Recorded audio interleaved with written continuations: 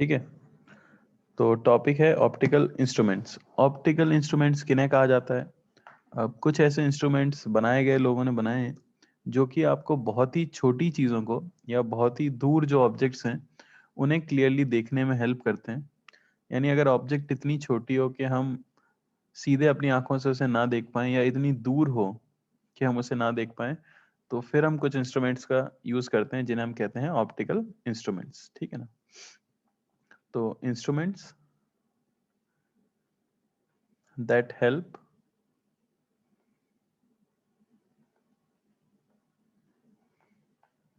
in observing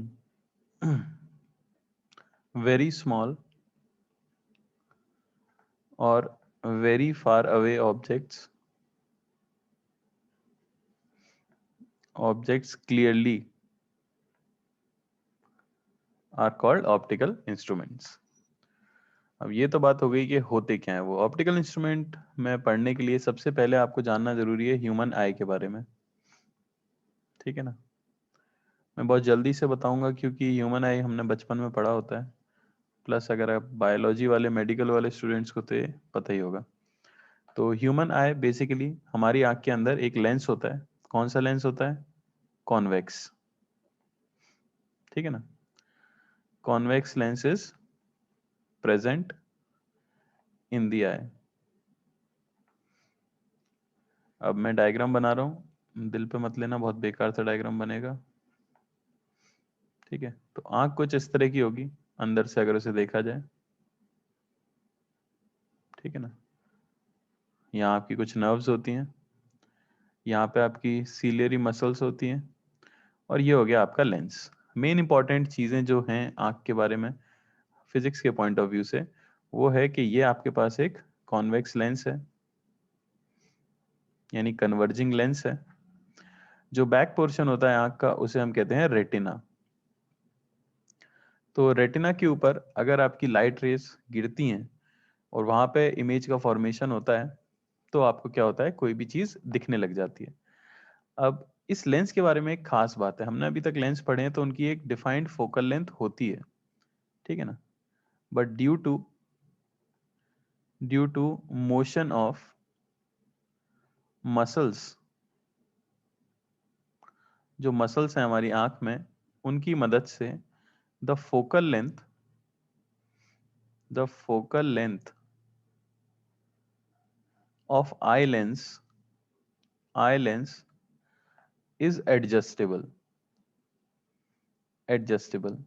तो muscles की मदद से आप अपने लेंस की जो फोकल लेंथ है वो बदल सकते हो। अब ये बहुत ही ज़्यादा ज़रूरी चीज़ है और इम्पॉर्टेंट भी है, क्योंकि हम जो डिस्टेंस देख रहे हैं ऑब्जेक्ट्स का वो कुछ भी हो सकता है। तो डिपेंडिंग ऑन आपको अगर क्लियर इमेज बनानी है, तो क्लियर इमेज देखने के लिए image must form on the retina.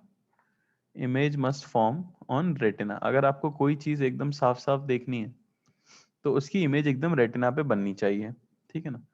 तो इसके लिए कई बार लेंस को अपनी फोकल लेंथ बदलनी पड़ती है, और वो मसल्स हेल्प करती हैं उसे फोकल लेंथ बदलने के लिए। बात समझ आई? अब अगर एक हेल्दी आई की बात करें, यानी स्वस्थ आंख की, जो आजकल कम ही लोगों के पास है। ठीक है ना। तो एक हेल्दी आई सबसे पास जो डिस्टेंस देख सकती है क्लियरली बिना किसी इंस्ट्रूमेंट की मदद के, उसे आप कहते हो नियर पॉइंट। ठीक है ना। तो पहली चीज कहलाती है नियर पॉइंट। इसे मैं कह दूंगा shortest distance of clear vision. Shortest distance of clear vision. और सभी को पता भी होगा शायद, इसे हम डी से रिप्रेजेंट करते हैं। अच्छी आंखों के लिए ये 25 सेंटीमीटर आता है। यानी 25 सेंटीमीटर पर जब आप किसी ऑब्जेक्ट को रखते हो तो उसे आप क्लियरली देख सकते हो। अगर डिस्टेंस 25 से कम हो जाएगा तो फिर ऑब्जेक्ट आपको क्लियरली नहीं दिखेगी। ये भी आपको याद रखना है कि in this state I has maximum strain. I has maximum strain. हम सभी के पास आंख है, हम ये सब करके देख सकते हैं। आप किसी भी चीज को अपनी आंख के बहुत पास रखो और उसे क्लियरली देखने की कोशिश करो, आपको अपनी आंख के ऊपर स्ट्रेन महसूस होगा। है ना। तो ये याद रखना है आपको, ये नियर पॉइंट। सिमिलरली कहा जाता है एक फार पॉइंट। फार पॉइंट का मतलब हो गया द फारदेस्ट डिस्टेंस, सबसे दूर वाला डिस्टेंस ऑफ क्लियर विजन। अच्छे से देखने के लिए सबसे दूर वाला डिस्टेंस, क्लियर देखने के लिए सबसे दूर डिस्टेंस, आंख जहां तक देख सकती है वो कितना होगा, तो उसकी वैल्यू एक स्वस्थ आंख के लिए आती है इनफाइनाइट, यानी वो इन्फिनिटी तक जो है क्लियर देख सकते हैं। In this situation, in this situation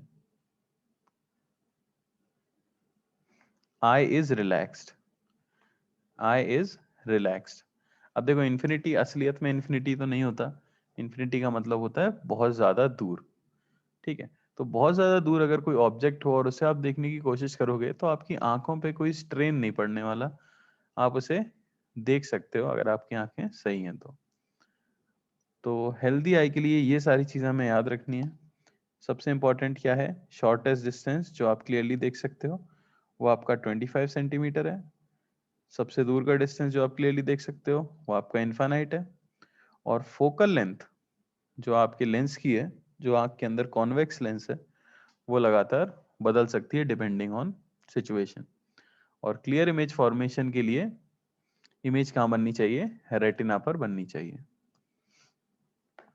अब अगर इमेज का फॉर्मेशन देखा जाए तो क्योंकि ये एक कन्वर्जिंग लेंस है, मान लो यहाँ आपकी एक ऑब्जेक्ट है h हाइट की, तो लेंस के ऊपर रेज गिरती हैं और वो कन्वर्ज होती हैं। तो इमेज जो फॉर्म होती है आपकी रेटिना के ऊपर, वो कैसी फॉर्म होती है, image formed on retina is inverted and diminished। उल्टी और छोटी इमेज का फॉर्मेशन होता है रेटिना के ऊपर। अब हमारे दिमाग के पास इतनी पावर है कि वो उसे सीधा कर लेता है और समझ लेता है कि भाई ऐसी ऐसी सिचुएशन है। क्लियर हुई क्या बात, बोलो भाई। बस, तो कुछ डिफेक्ट्स हो जाते हैं हम लोगों की आंखों में, जैसे कि मेरी आंखों में, तुम में से कई लोगों की आंखों में। अगर आंखें स्वस्थ नहीं होती तो कुछ तरह के डिफेक्ट्स हो सकते हैं। सबसे पहले आता है मायोपिया। मायोपिया जिसे हम कहते हैं शॉर्ट साइटेडनेस।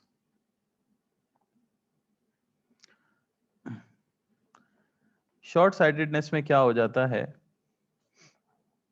कि अब आदमी को दूर की चीजें क्लियरली नहीं दिखती हैं। समझ आई बात। मायोपिया के अंदर क्या हो जाएगा, आदमी को दूर की चीजें क्लियरली नहीं दिखती। बेसिकली हम ये कह सकते हैं कि the farthest distance of clear vision, the farthest distance of clear vision is less then infinity, is less then infinity. जैसे कि स्वस्थ आंख कहां तक क्लियर देख सकती है, इनफाइनाइट सेपरेशन तक क्लियर देख सकती है।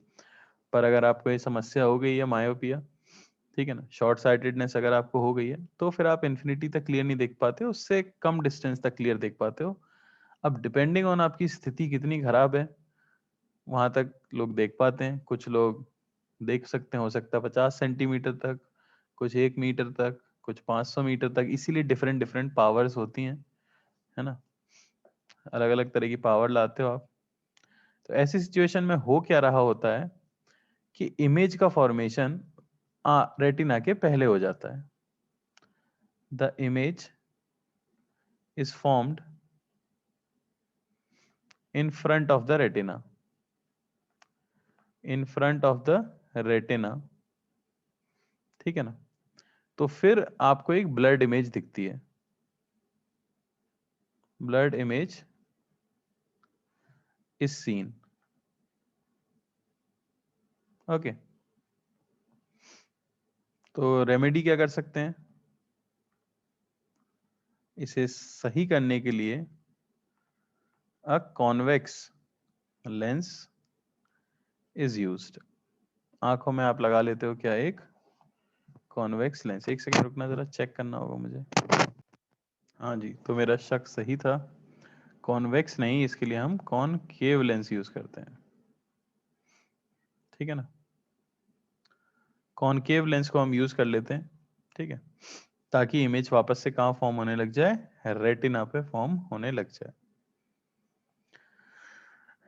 ठीक है। तो ये होती है पास की बीमारी। दूसरी चीज कहलाती है हाइपरमेट्रोपिया। हाइपरमेट्रोपिया जिसे हम कहते हैं फार साइटेडनेस।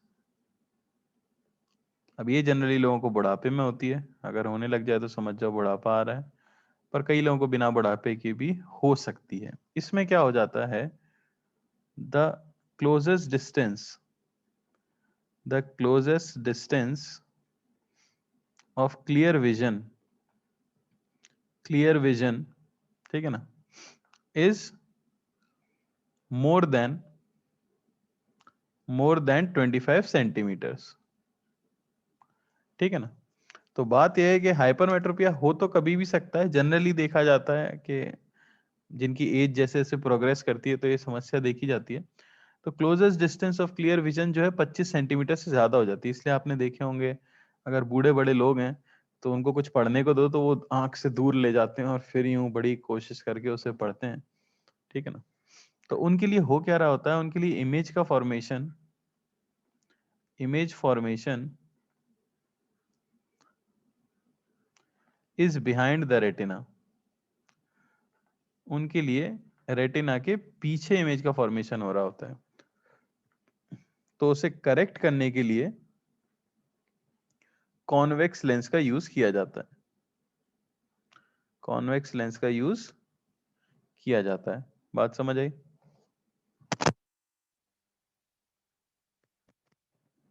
बस।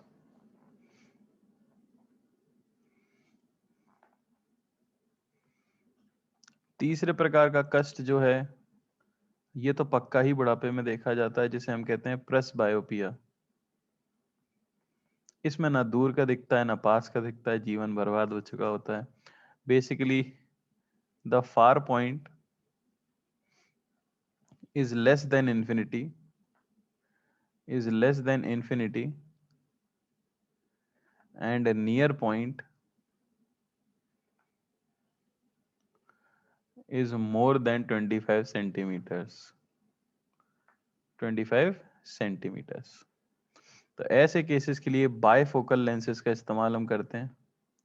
देखा होगा बुजुर्गों के पास बायफोकल लेंस होते हैं, अगर ऐसे चश्मा है, पुराने जमाने में तो ऐसा आता था, एक छोटा सा बिंदी रहती थी नीचे, ताकि वो पास देखें तो क्लियरली दिखे, फिर दूर देखें ऊपर वाले पोर्शन से तो दूर दिखे, ठीक है ना। इसे हम कहते हैं क्या, प्रेस बायोपिया। बहुत हुई रामायण, ठीक है। ऐसी कई सारी बीमारियां हैं, आप एनसीईआरटी खोल के पढ़ सकते हो, कोई नहीं पूछने वाला जेई में। मेन चीज के ऊपर आ जाते हैं, जो भी फिर से कोई नहीं पूछने वाला, लेकिन पढ़नी है हमें। ऑप्टिकल इंस्ट्रूमेंट, सबसे पहले ऑप्टिकल इंस्ट्रूमेंट जो आता है वो है सिंपल माइक्रोस्कोप, या जिसे हम बचपन में कहा करते थे मैग्नीफाइंग लेंस। Magnifying lens. तो छोटी कोई चीज है, उसे आप बड़ा करके देखना चाहते हो, या आप छोटे हो और आप सूरज की रोशनी से पेपर को जलाना चाहते हो, तो सभी ने ये ट्राई जरूर किया होगा। मैग्नीफाइंग लेंस हम यूज करते हैं। मैग्नीफाइंग लेंस होता क्या है, वो बेसिकली बस एक कॉन्वेक्स लेंस होता है,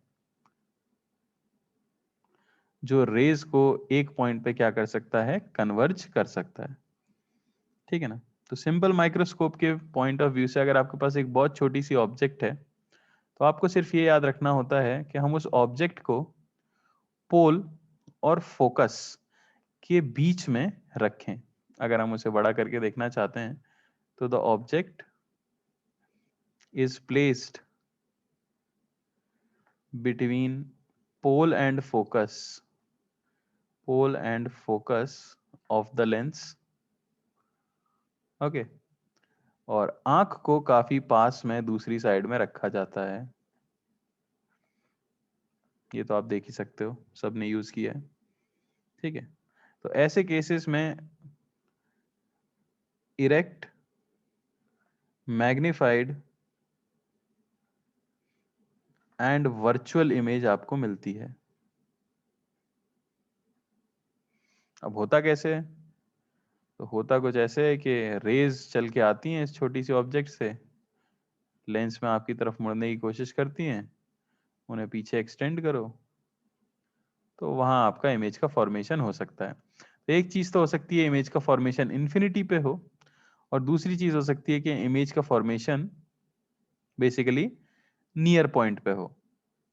हमेशा हर ऑप्टिकल इंस्ट्रूमेंट के लिए यही दो सिचुएशन रहेंगी, या तो आप इमेज को नियर पॉइंट पे फॉर्म कर लोगे तब आप क्लियरली देख सकते हो, या आप इमेज को इन्फिनिटी पे फॉर्म कर लोगे तब आप क्लियरली देख सकते हो, है कि नहीं? तो अगर पहला पॉइंट मैं ले लूं, image is formed, image is formed at near point, तो ऐसी सिचुएशन में बताओ आंख की क्या स्थिति होगी, रिलैक्स्ड होगी या मैक्सिमम स्ट्रेन में होगी?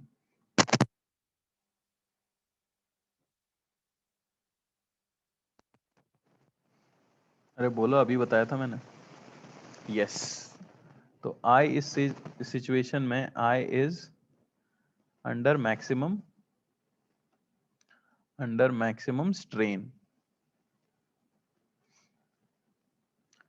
तो बड़ा ही आसान सा है, कर सकते हैं हम, ठीक है ना? ये आपका लेंस है और ये आपकी ऑब्जेक्ट है, मान लो ये डिस्टेंस हो गई u, फोकल लेंथ है इसकी f। आपको पता लग चुका है इमेज कहाँ बनानी है, मुझे इमेज बनानी है नियर पॉइंट पे। मैं चाहता हूँ आंखों को सबसे ज्यादा कष्ट दे पाना, तो मान लो यहाँ आपकी इमेज फॉर्म होती है, ये डिस्टेंस में कह देता हूँ क्या, d, ठीक है ना? d तो होती है आपकी नियर पॉइंट। तो 1/f is equal to 1/v minus 1/u, तो 1/f ये हो जाएगा 1/-d माइनस 1/-u। तो यहाँ से मैं क्या कह सकता हूँ, 1/u की वैल्यू जो होगी 1/f प्लस 1/d हो जाएगी। अब मैग्निफिकेशन क्या होता है, -v/u, आपको पता है लेंस के लिए। तो अगर मैं पुट करूँ यहाँ पे -v, ठीक है ना, जो कि हमारा क्या है, d। अरे इमेज कहाँ बना रहे हैं हम, d पे बना रहे हैं, तो मैं यहाँ लिख सकता हूँ -d,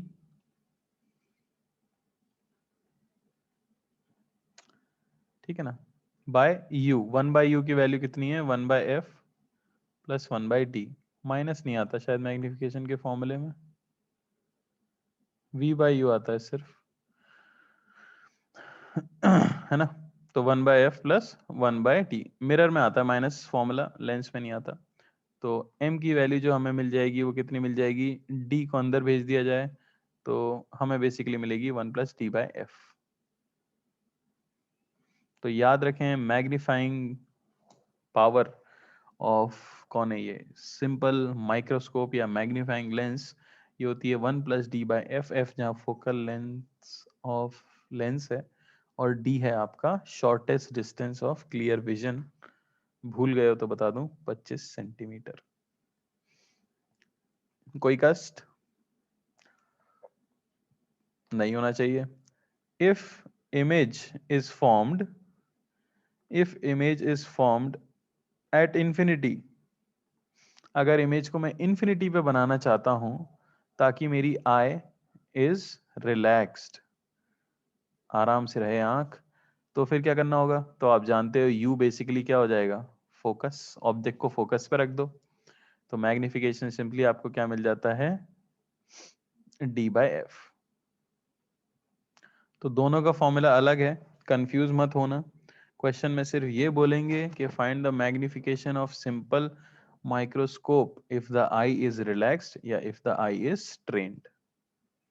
इसमें 1+ नहीं आता, ठीक है? जैसे मैं क्वेश्चन दे देता हूं, if the focal length, if the focal length of a convex lens is 5 centimeter, find its magnifying power, find its magnification basically if first case में I इज स्ट्रेन्ड और सेकंड केस में आई is relaxed. बता दो भाई, बड़ा ही आसान सा सवाल है।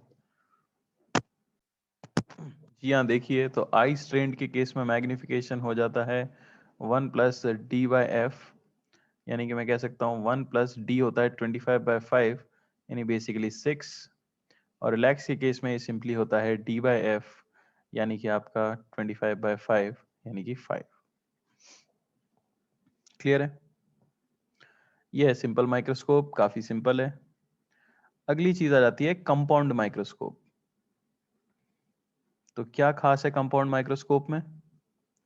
ये इसका मैग्निफिकेशन सिंपल माइक्रोस्कोप के कंपैरिजन में ज्यादा है। Simple microscope generally 9 times magnify कर सकता है मैक्सिमम, उससे ज़्यादा मैग्नीफाइंग पावर उसके पास नहीं होती। तो इसलिए हम इस्तेमाल करते हैं कंपाउंड माइक्रोस्कोप का। आप सभी ने इस्तेमाल किया होगा।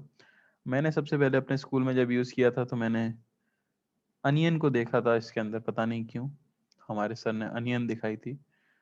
फिर हेयर दिखाया था। जो भी विचित्र चीज़ें होती हैं वही देखी जाती हैं इसके अंदर, तो वो आपको दिखती है, ठीक है, काफ़ी जूम्ड दिखती है। तो ये कैसे काम करता है? तो इसके अंदर 2 लेंस यूज किए जाते हैं जिनके बीच की सेपरेशन को आप चेंज कर सकते हो, ठीक है। तो दोनों कॉन्वेक्स लेंस होते हैं, ठीक है ना, कुछ इस तरह से। तो basically to convex lenses of small focal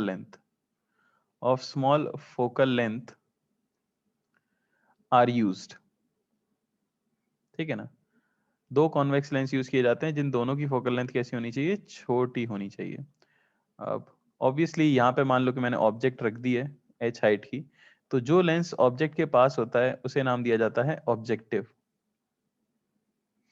और जो लेंस आपका आंख के पास होता है उसे नाम दिया जाता है आईपीस। तो मैं कह सकता हूं ऑब्जेक्टिव की फोकल लेंथ अगर FO है और आई पीस की फोकल लेंथ FE है, तो आपको याद रखना है कि basically focal length of objective is less than focal length of I piece, ये रखा जाता है, ठीक है ना। ऑब्जेक्टिव की फोकल लेंथ कम रखी जाती है आई पीस से। अब आपको कुछ नहीं करना है, ऐसा सोच के देखिए, बस सीधी सी बात है। आपको इमेज का फॉर्मेशन या तो आप करोगे नियर पॉइंट पे या आप करोगे इन्फिनिटी पे, है कि नहीं? समझ पा रहे हो कि नहीं? चलो तो मान लेते हैं कि ऑब्जेक्ट मैंने रखी थी यू डिस्टेंस पे, तो इसने अपनी एक इमेज बनाई होगी, ठीक है ना। कौन सा कलर लें? ग्रीन ले लेते हैं। तो इसने अपनी इमेज कहीं पे फॉर्म की होगी कुछ इस तरह से। मैं मान लेता हूं कि यहाँ आपका इमेज का फॉर्मेशन हुआ। अब ये रेज जाके आपके इस लेंस पे गिरेंगी और वो आपकी आंख में घुसेंगी, तो इन्हें पीछे खींचने पर जहां ये इंटरसेक्ट करेंगी वहां पे आपका क्या हो सकता है? इमेज का फॉर्मेशन हो सकता है। तो कुछ इस तरह की सिचुएशन होती है। मैं कह देता हूँ इस तरह से अगर हमारी h डैश हाइट की इमेज बनती है, तो पहली चीज तो क्या हो गई? Image is virtual, enlarged and inverted. तो इसीलिए वो प्याज और बाल दिखा रहे थे, क्योंकि बाल को उल्टा कर दो तो फर्क नहीं पड़ रहा, प्याज को भी उल्टा कर दो तो किसी को कुछ फर्क नहीं पड़ रहा है, ठीक है ना। तो ऑब्जेक्टिव के लिए अगर मैं मिरर लेंस फॉर्मूला यूज करूं फॉर ऑब्जेक्टिव, ठीक है ना, मान लेता हूं ये जो डिस्टेंस है ये आपकी v हो जाती है, ठीक है, और इसे हम कह देते हैं मान लो UE, U for eyepiece, ठीक है। और फाइनल इमेज तो जहां भी फॉर्म करनी है वो हम बता ही देंगे। तो अगर ऑब्जेक्टिव के लिए हम अप्लाई करें तो 1/f ये होता है 1/v माइनस 1/u, ठीक है ना। सबको साइन के साथ पुट करो, फाइनली आपको v की वैल्यू मिलेगी UFO upon u minus FO। FO जहाँ पे क्या है? फोकल लेंथ ऑफ ऑब्जेक्टिव, ठीक है ना। तो मैग्निफिकेशन ऑफ ऑब्जेक्टिव की बात की जाए तो वो कितना आ जाएगा? v/u, पुट करोगे अगर, क्या वैल्यू आपको मिल जाएगी? F not by U minus F not, U से यू कट जाएगा। और आई पीस के बारे में तो हमें पता ही है, आई पीस तो एक सिंपल आपका क्या है, सिंपल माइक्रोस्कोप ही है, उसके आगे आपने बस एक और लेंस और लगा दिया था। तो अगर इमेज को फॉर्म करते हैं हम नियर पॉइंट पे, दो फॉर्मूले आएंगे इसमें भी, इमेज एट नियर पॉइंट, यानी कि फाइनल डिस्टेंस आपको पता है डी होनी चाहिए, तो उसका मैग्निफिकेशन आई पीस का तो आप जानते ही हो 1+d/fe, अभी हमने डिराइव किया था नियर पॉइंट के लिए, स्ट्रेन्ड आई के लिए, ठीक है ना। बस, तो टोटल मैग्नीफाइंग पावर की अगर बात की जाए, total magnification of compound microscope,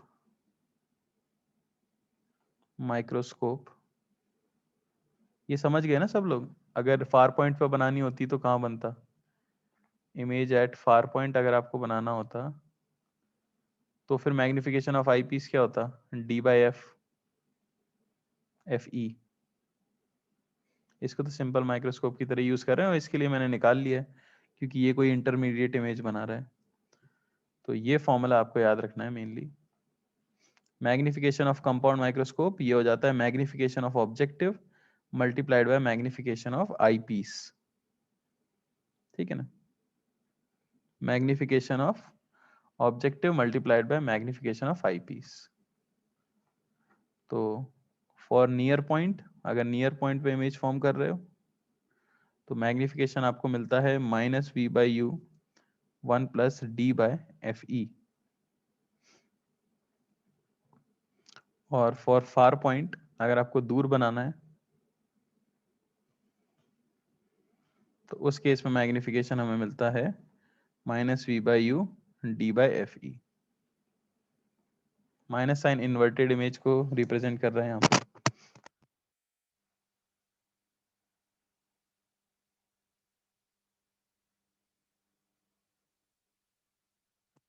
बस फॉर्मूला नोट डाउन कर लो, क्लियर है?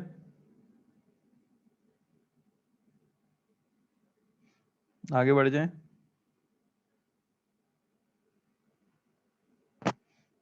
चलो एक सवाल करके बताओ। तो magnification of a compound microscope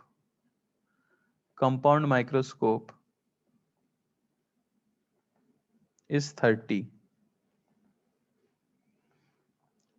for final image at near point, for final image at near point,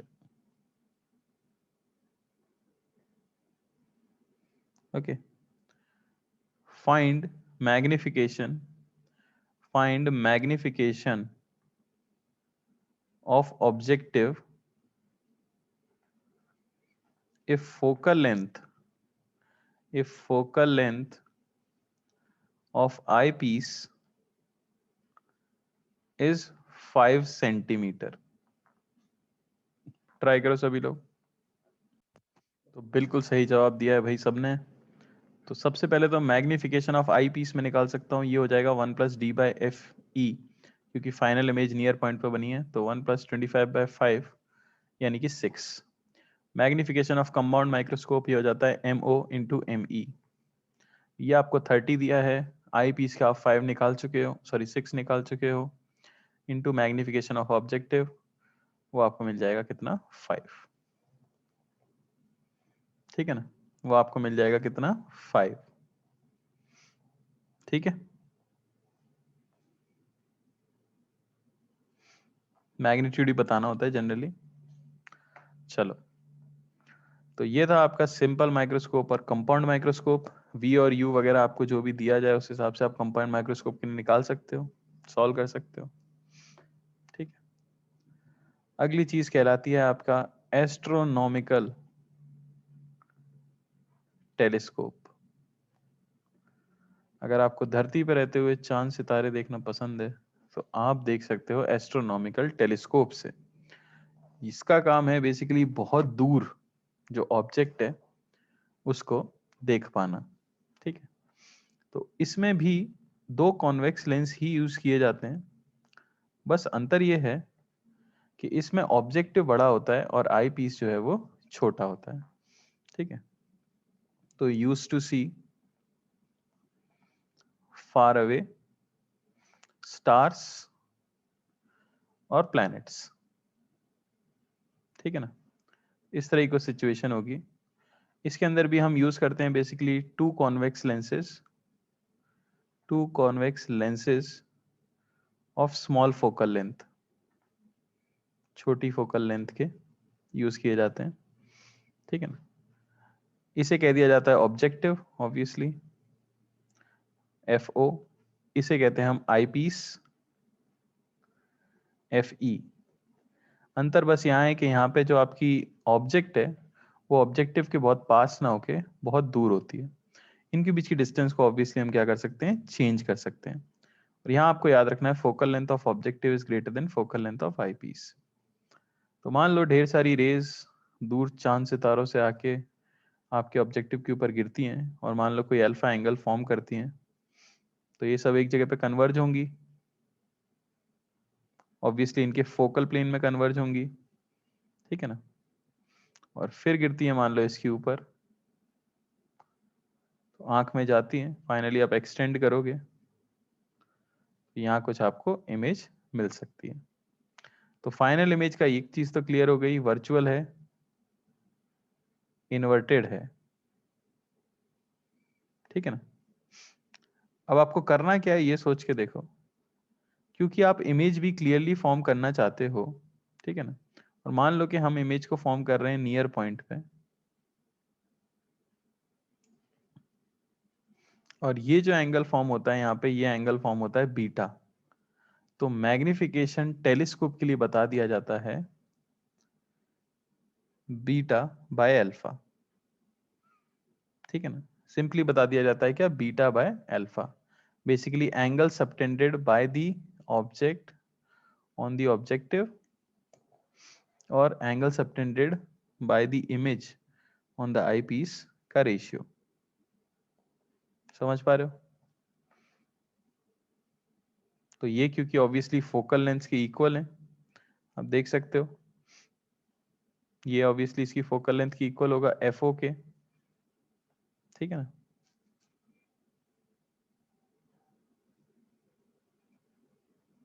तो फॉर्मूला अगर यहाँ से पुट करें, ये अगर मान लेता हूँ मैं UE है, U फॉर आई पीस, तो सिमिलर ट्राइंगल लगाने से आपको ये मिल जाएगा कितना, FO बाई UE। ये फॉर्मूला हम यूज कर लेते हैं, ठीक है ना। तो फॉर नियर पॉइंट अगर आप फाइनल इमेज नियर पॉइंट पे चाहते हो, ठीक है, तो मैग्निफिकेशन का फॉर्मूला आ जाएगा आपके पास FO, निकाल लो फॉर्मूले में डाल के। फाइनल इमेज हमें समझ आ गया, अगर D पे बनानी है तो इसके लिए अगर फॉर्मूला में लगा दूं तो कितना आ जाएगा, ये आ जाएगा FO by D FE D plus FE। समझ पा रहे हो ना। आई पीस के लिए 1/f बराबर 1/v माइनस 1/u लगा रहा हूं मैं, लिख देता हूं चाहो तो। 1 minus FE, sorry 1/FE is 1 minus D minus 1 minus UE। तो UE की वैल्यू पुट कर दो बस, ठीक है, ये फॉर्मूला आ जाएगा। और आपको अगर चाहिए इमेज फार पॉइंट पे, इन्फिनिटी पे, तो फिर तो बड़ी साधारण सी बात है। अगर आपको फार पॉइंट पे चाहिए तो सोच के देखो, आई पीस आपका इमेज इन्फिनिटी पे कब बनाएगा, जब ये चीज कहाँ रखी हो, इसके फोकस पे रखी हो, तो UE बन जाता है क्या, FE, ठीक है ना। तो मैग्निफिकेशन आपके पास आ जाता है FO बाय FE, साधारण सा फॉर्मूला। क्लियर है।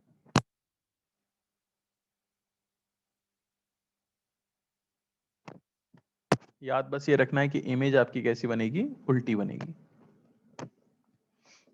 ठीक है।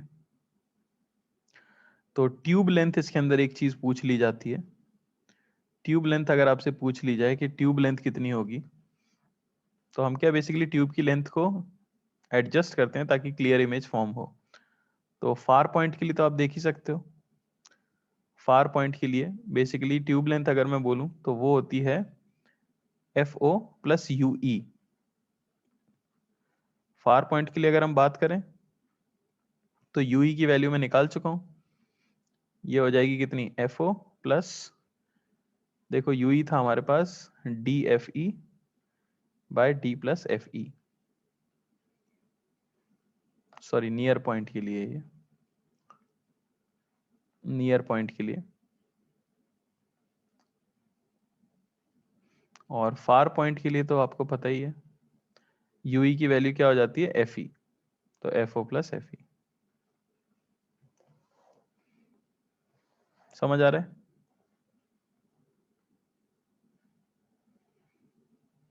अरे बोलो दुखी हो गए क्या, बस फॉर्मूला ही तो लगाना होता है दूसरे वाले लेंस पे।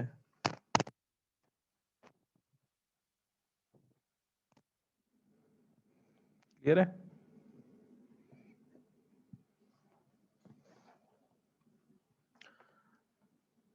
अगला आ जाता है आपका टेरेस्ट्रियल टेलीस्कोप। अब प्लैनेट को उल्टा देखें तो फर्क नहीं पड़ता, किसी स्टार को उल्टा देखें तो फर्क नहीं पड़ता क्योंकि वो गोल गोल है। पर मान लो कि आप दूर किसी चीज को देखना चाहते हो, जैसे आप शिप में हो, सेलर वगैरह यूज करते थे, या आप कभी घूमने गए हो पहाड़ों में, तो वहाँ टेलीस्कोप रखे होते हैं दूर की झोपड़ी को देखने के लिए। तो उस चीज में अगर उल्टा दिखेगा तो फिर लोगों को मजा नहीं आएगा, है ना, फिर पैसे नहीं देंगे लोग। तो अगर आपको सीधी इमेज बनानी है तो आप क्या करते हो, बीच में एक एक्स्ट्रा लेंस और घुसा देते हो। कुछ फर्क नहीं पड़ रहा, देखना पूरी चीज सेम रहने वाली है। ये आपकी ऑप्टिकल एक्सिस, ये आपका आई पीस, ये आपका ऑब्जेक्टिव, FO FE। रेज इसके ऊपर आके गिर रही थी, अभी भी गिरेंगी। मान लो अल्फा एंगल पे आके गिरी, ये अपने फोकल प्लेन में उनको बनाता है इमेज को, है कि नहीं। तो ये मान लो इमेज का फॉर्मेशन हो गया, और ये डिस्टेंस कितनी है, ये FO है आपको पता। अब आप क्या करते हो, बीच में एक कॉन्वेक्स लेंस और लगा देते हो, और उसे इस तरह से लगाते हो कि उसकी फोकल लेंथ अगर F1 है, तो ये जो इमेज फॉर्म हुई है, डिस्टेंस को ऐसा एडजस्ट करो कि ये जो इमेज फॉर्म हुई है ये बेसिकली 2F1 पे फॉर्म हुई हो, यानी सेंटर ऑफ कर्वेचर पे। तो अगर सेंटर ऑफ कर्वेचर पे इमेज फॉर्म हुई है तो क्या होगा, आपको पता है सेंटर ऑफ कर्वेचर पे अगर इमेज हो, ऑब्जेक्ट को रखो, तो इमेज भी कहाँ बनती है, सेंटर ऑफ कर्वेचर पर ही बन जाती है, बस उल्टी हो जाती है। अरे है कि नहीं। तो अब आपके लिए क्या हो जाती है, ये बस सीधी हो गई। जो बीच की इंटरमीडिएट इमेज उल्टी बन रही थी उसे मैंने बीच में एक बस लेंस घुसा के सीधा कर दिया, फिर बाकी सारा प्रोसेस सेम है। अरे समझ आया कि नहीं। तो मैग्निफिकेशन सेम ही रहेगा, मैग्निफिकेशन फॉर नियर पॉइंट, उस फॉर्मूले में कुछ फर्क नहीं पड़ता क्योंकि ये तो मैग्निफिकेशन 1 दे रहा है, तो उससे कुछ फर्क नहीं पड़ता, आप सीधे सीधे मैग्निफिकेशन यूज कर सकते हो। FO by FE, 1 plus FE by D, common ले लिया मैंने तो ये आ गया हमारे पास। और मैग्निफिकेशन फार पॉइंट के लिए वही आपका FO बाय FE। ये चीजें तो सेम रहने वाली है जो कि नॉर्मल टेलीस्कोप में होती हैं, सिर्फ जो अंतर आ जाएगा वो आ जाएगा लेंथ ऑफ ट्यूब में, लेंथ ऑफ ट्यूब में। तो लेंथ जो है वो F0 तो रहेगी, प्लस 4F1 आ जाएगा उसमें बीच में, क्योंकि एक लेंस जो आपने बीच में लगाया था वो सीधा कराने के काम में आ रहा है, जिसे हम कहते हैं इरेक्टिंग लेंस। तो उसकी वजह से 4F1 लेंथ आपकी बढ़ गई है, प्लस आपका UE। ठीक है ना। फार पॉइंट के लिए जनरली याद रखते हैं लोग, UE बन जाता है FE, तो L हो जाएगा F0 plus 4F1 plus FE।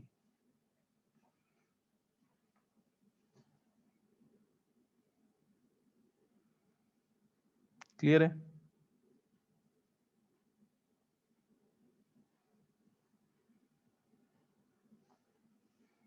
बोलो भाई।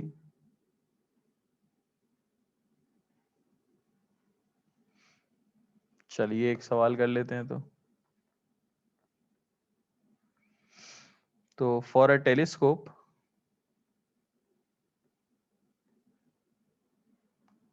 FO आपको दिया गया है 60 सेंटीमीटर ऑब्जेक्टिव का, FE आपको दिया गया है 5 सेंटीमीटर।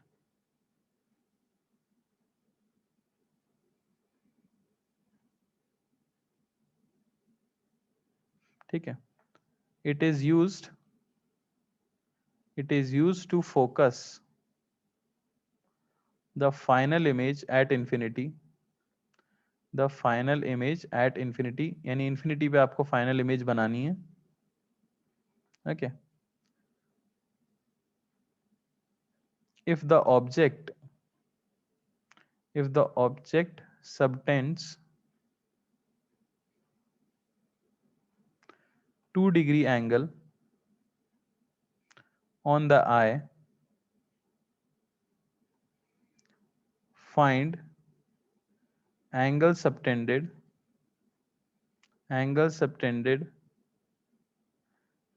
by final image। बताओ भाई। अरे क्या कर रहे हो भाई, आंसर नहीं दे पाए। इन्फिनिटी पे बनानी है तो मैग्निफिकेशन का फॉर्मूला क्या हो जाता है? कॉपी नहीं किया होगा किसी ने। FO/FE। अरे FO/FE। तो बेसिकली मैग्निफिकेशन जो हो जाता है वो हो जाता है FO/FE, focal length of objective by focal length of I piece. ये क्या था? Beta by alpha. बीटा था angle subtended by image, alpha था एंगल सबटेंडेड बाय ऑब्जेक्ट। तो बीटा आपको सिंपली मिल जाएगा FO/FE इंटू अल्फा। ये हो गया 60/5 इंटू 2 डिग्री, यानी कि 24 डिग्री आपका आंसर है। अरे कोई डाउट? अरे दो ही तो फॉर्मूले हैं और जनरली फार पॉइंट वाले यूज करना होता है। एक क्वेश्चन और कर डालते हैं। तो for a telescope magnification is 5। Okay, the separation between objective and eyepiece is 36 centimeter. If final image is formed at infinity,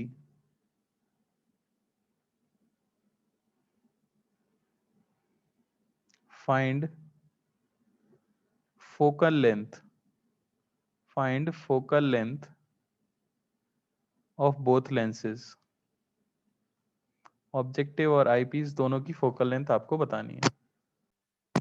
देखिए और ही ज्यादा आसान सवाल था ये तो मैग्निफिकेशन ये होगा आपका FO/FE और लेंथ ऑफ ट्यूब ये होता है FO+FE। ये आपको दिया गया है कितना? 36 सेंटीमीटर। यहाँ से हमें मिल गया FO, ये होगा 5 टाइम्स FE। पुट कर दें अगर तो 5FE+FE ये होना चाहिए 36 centimetre. Focal length of I piece ये मिल गई 6 centimetre. Focal length of objective ये आपको मिल गई कितनी? 30 सेंटीमीटर। कोई डाउट किसी को?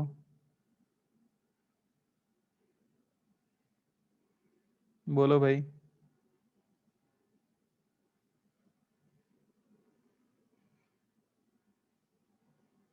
कोई दिक्कत? चलो, तो अब इसमें क्या हो रहा था, थोड़ी सी ट्यूब की लेंथ ज्यादा थी। तो फाइनल इंस्ट्रूमेंट जो हम पढ़ते हैं जिससे कि ट्यूब की लेंथ छोटी हो जाती है उसे हम कहते हैं गैलीलियन टेलीस्कोप, जो कि ऑब्वियसली गैलीलियो के नाम पर आधारित है। ठीक है ना? तो सबसे बड़ा एडवांटेज इसका ये है कि tube length tube length is shorter and final image is erect। जैसा कि आपने देखा टेलीस्कोप, जो हमने टेरेस्ट्रियल टेलीस्कोप भी बनाया, उसमें भी हमें 4f1 लेंथ एक्स्ट्रा जोड़नी पड़ रही है कि नहीं, ऑब्जेक्टिव और आईपीस के बीच में, तो थोड़ा लंबा हो जा रहा है टेलीस्कोप जबरदस्ती में, वो इरेक्टिंग लेंस जो आपने बीच में लगाया है उसकी वजह से। तो गैलीलियन टेलीस्कोप से ये समस्या दूर हो जाएगी, आपको फाइनल इमेज इरेक्ट मिलेगी, ठीक है ना, और इसकी लेंथ भी काफी छोटी रहेगी। तो ऐसा करने के लिए क्या किया जाता है, इसमें दो लेंसेज को यूज किया जाता है। पहला तो लेंस यूज करते हैं हम कॉन्वेक्स और दूसरा हम यूज करते हैं कॉनकेव। तो कॉन्वेक्स को एज ऑब्जेक्टिव यूज किया जाता है और कॉनकेव को एज आईपीस यूज किया जाता है, ठीक है ना। अब क्या होता है वो देखते हैं। तो ये आपका हो गया ऑब्जेक्टिव, कांपता हुआ सा बना है, ठीक है। और मान लो कि रेज आ रही हैं दूर से, काफी फार अवे ऑब्जेक्ट है, मान लो जमीन पे आप किसी चीज को देख रहे हो जो काफी दूर है, तो ऑब्वियसली वो अपनी इमेज का फॉर्मेशन करना चाहेंगे अपने फोकल प्लेन के अंदर। तो मान लेता हूं कि यहाँ कहीं इमेज जो है फॉर्म होने वाली है, ठीक है ना, यहाँ कहीं इमेज फॉर्म होने वाली है। डायग्राम बहुत ही गंदा लग रहा है।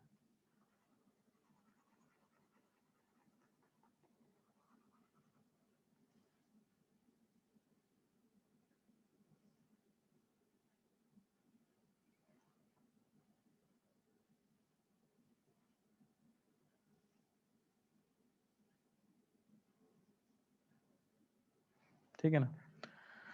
हाँ, तो ये मान लो कि हमारा ऑब्जेक्टिव लेंस है, ये बना लो ऑप्टिकल एक्सिस, और रेस चल के आ रही है कुछ ऐसे, ठीक है ना।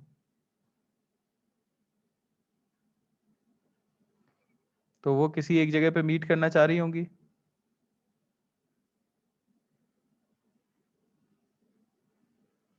ठीक है, मान लेते हैं कुछ यहाँ पर। तो ये डिस्टेंस ऑब्वियसली क्या हो जाएगी, एफ ओ, अपने फोकल प्लेन में वो मीट करेंगे, ये आपका ऑब्जेक्टिव था। तो हम क्या करते हैं, हम बीच में ला के रख देते हैं एक कॉनकेव लेंस, ठीक है ना। एक कॉनकेव लेंस रख दिया जाता है और उसे इस तरह से रखा जाता है, इसकी फोकल लेंथ अगर एफ ई है, ताकि ये जो इमेज बनने वाली थी ये अब एफ ई पे बने, ठीक है ना। इस डिस्टेंस को इस तरह से सेट किया गया है कि बेसिकली कॉन्वेक्स लेंस ने जो इमेज बनाई वो कहाँ बनना चाह रही थी, वो कॉनकेव लेंस के फोकस पे बनना चाह रही थी। तो अब ये उसे बनने तो देगा नहीं यहाँ पे, एग्जैक्टली उसके लिए वर्चुअल ऑब्जेक्ट हो गई है उसके फोकस पे, तो वो उसे क्या कर देता है, स्प्रेड कर देता है रेज को, और रेज फाइनली एक्सटेंड करके इमेज कहाँ फॉर्म करती हैं, पीछे कहीं फॉर्म करती हैं। समझ पा रहे हो। तो basically image by concave convex falls and acts as virtual object for concave, ठीक है ना। so final image is formed at infinity, so final image is formed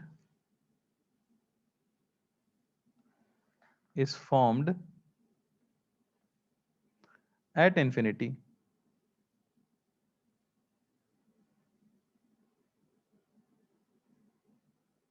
ठीक है ना।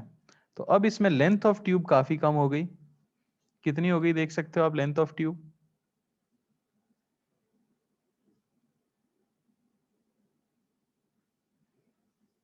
लेंथ ऑफ ट्यूब एल कितनी मिल जाएगी हमें, बताओ, F O minus F E, अरे सही है कि नहीं, एफ ओ माइनस एफ ई,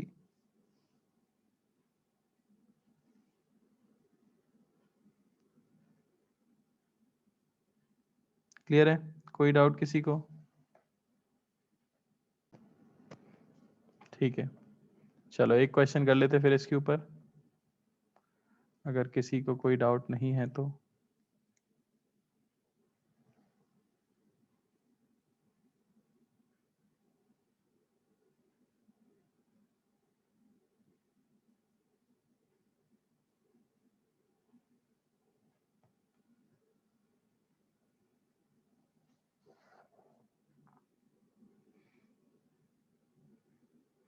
ठीक है, तो क्वेश्चन है फॉर अ गैलीलियन टेलीस्कोप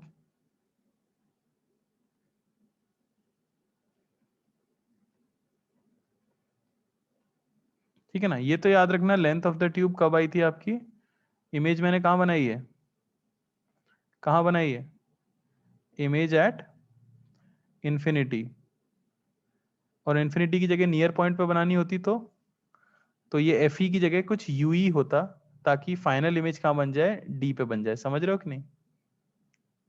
अरे लेंथ को हम लिखते F O minus U E for final image at D.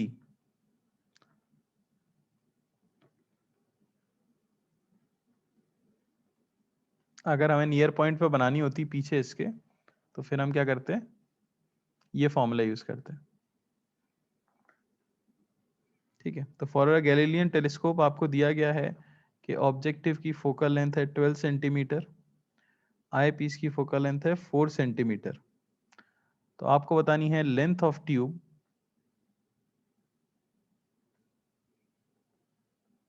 Find length of tube so that final image is formed। A point है far away और बी पॉइंट है eight near point, जिसकी value आपको दी गई है 24 सेंटीमीटर। ठीक है ना, बताओ जरा, ट्राई करो सभी लोग।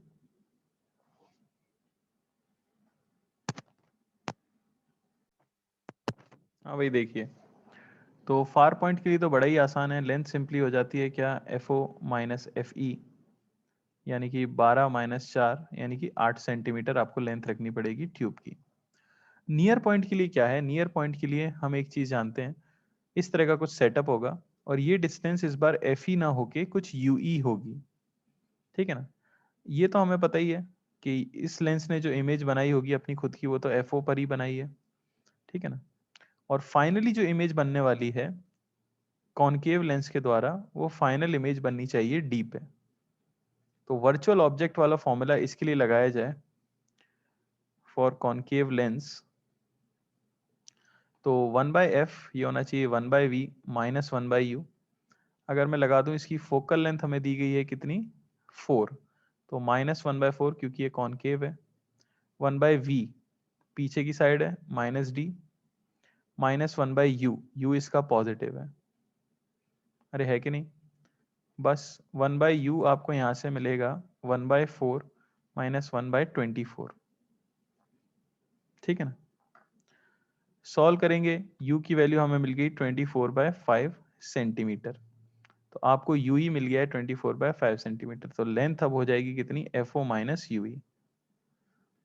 ठीक है ना, यानी कि भाई 12 माइनस 24/5, और ये आपको मिल जाएगा 7.2 सेंटीमीटर।